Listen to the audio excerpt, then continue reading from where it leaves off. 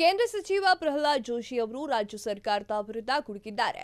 ಹುಬ್ಬಳ್ಳಿಯಲ್ಲಿ ಮಾತನಾಡಿರುವಂತಹ ಇವರು ಸರ್ಕಾರ ರಾಜ್ಯದ ಜನರ ಜೀವನ ಜೊತೆ ಚಲಾಟ ಆಡ್ತಾ ಇದೆ ಅಂತ ತಿಳಿಸಿದ್ದಾರೆ. ಬೆಂಗಳೂರು ಮೂಲಭೂತ ಸೌಕರ್ಯಗಳು ಸೌಲಭ್ಯದ ಬಗ್ಗೆ ಪ್ರಶ್ನೆ ಮಾಡಿರುವ ಸಾಧ್ಯತೆಗಳೇ ಕಾಣಿಸ್ತಾ ಇಲ್ಲ ಅಂತ ಡಿಸಿಎಂ ಡಿಕೆ ಶಿವಕುಮಾರ್ ಹೇಳಿಕೆ ಅವರ ಕೌಂಟರ್ ಅನ್ನ ನೀಡಿದ್ದಾರೆ. ಬೆಂಗಳೂರಿಗೆ ಸಮಸ್ಯೆಗಳ ಬಗ್ಗೆ ಹಲವು ಉದ್ಯಮಿಗಳು ಟ್ವೀಟ್ ಮಾಡಿದ್ದಾರೆ. ಆದರೆ ಅವರನ್ನ ಅಪಮಾನ ಮಾಡುವಂತಹ ಕೆಲಸವನ್ನ ಕಾಂಗ್ರೆಸ್ ಮಾಡಿದೆ ಅಂತ ತಿಳಿಸಿದ್ದಾರೆ.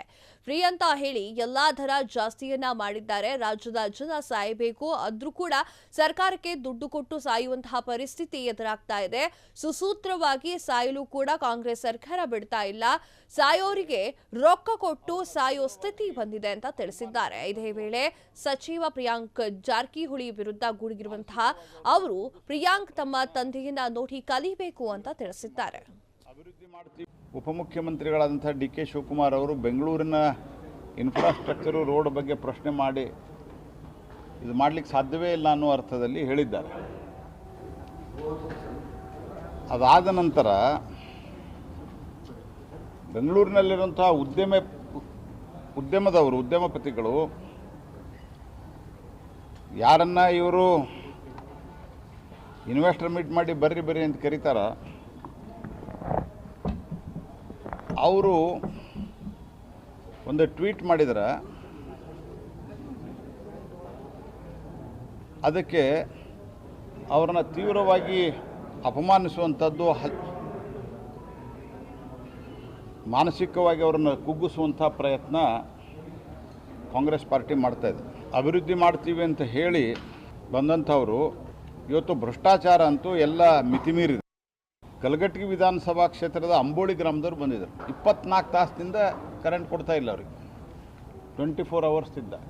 ಅನೇಕ ಆ ಹಳ್ಳಿ ಅಲ್ಲಿ ಸುತ್ತಮುತ್ತಲಿನ ಹಳ್ಳಿಯವರಿಗೆ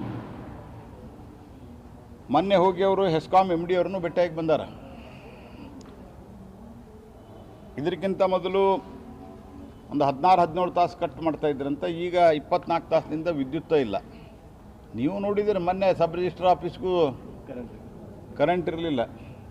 ಕೋಟ್ಯಾಂತರ ರೂಪಾಯಿ ಸರ್ಕಾರಕ್ಕೆ ರಾಜಸ್ವವನ್ನು ಸಂಗ್ರಹ ಮಾಡುವಂಥ ಒಂದು ಇದ್ರೊಳಗ ವಿದ್ಯುತ್ ಇರಲಾರ್ದಂಥ ದುಸ್ಥಿತಿ. ಫ್ರೀ ಅಂತ ಹೇಳಿದ್ದು ಒಂದು ತಡ ಎಲ್ಲ ದರಗಳು ಜಾಸ್ತಿ ಆಗ್ಯಾವ.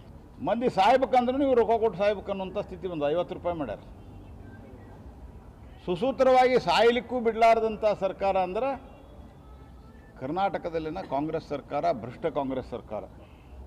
ಪ್ರಿಯಾಂಕಾ ಖರ್ಗೆ, ಮೋಹನ್ ದಾಸ್ ಪೈ ಮತ್ತು ಇತರರು ಬೆಂಗಳೂರು ಇನ್ಫ್ರಾಸ್ಟ್ರಕ್ಚರ್ ಬಗ್ಗೆ ಮಾತನಾಡಿದ್ದಕ್ಕಿಲ್ಲ ನಾವು ಸರಿಪಡಿಸ್ಕೊಳ್ತೀವಿ ಅಂತ ಹೇಳೋದು ಬಿಟ್ಟು ನಮ್ಮ ಕಾಲದಾಗೂ ಮಾಡ್ಯಾರ ಅವ್ರು ಕೆಲವು ಸರ್ತೆ. ಅವರೇನು ಕಾಂಗ್ರೆಸ್ಸು BJP ಆ ಟೈಮ್ದಲ್ಲಿ ನಾವು ವಿನಮ್ರವಾಗಿ ಹೇಳಿದ್ದೀವಿ, ಇಲ್ಲ ಏನು ನಿಮ್ಮ ಸಲಹೆ ಕೊಟ್ಟರೆ ಸಲಹೆ ಮಾಡ್ಕೋತೀವಿ ಅಂತ.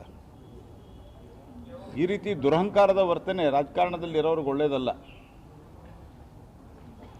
ನಾನು ಹಿಂದಿನೂ ಹೇಳಿದ್ದೆ, ಕನಿಷ್ಠ ಪಕ್ಷ ಈ ಪ್ರಿಯಾಂಕಾ ಖರ್ಗೆ ಅವ್ರ ತಂದೆಯನ್ನಾದರೂ ಸ್ವಲ್ಪ ನೋಡಿ ಕಲಿಬೇಕು. ಅವರು ಇಷ್ಟು ಚಿಲ್ಲರೆಯಾಗಿ ಮಾತಾಡೋದಿಲ್ಲ.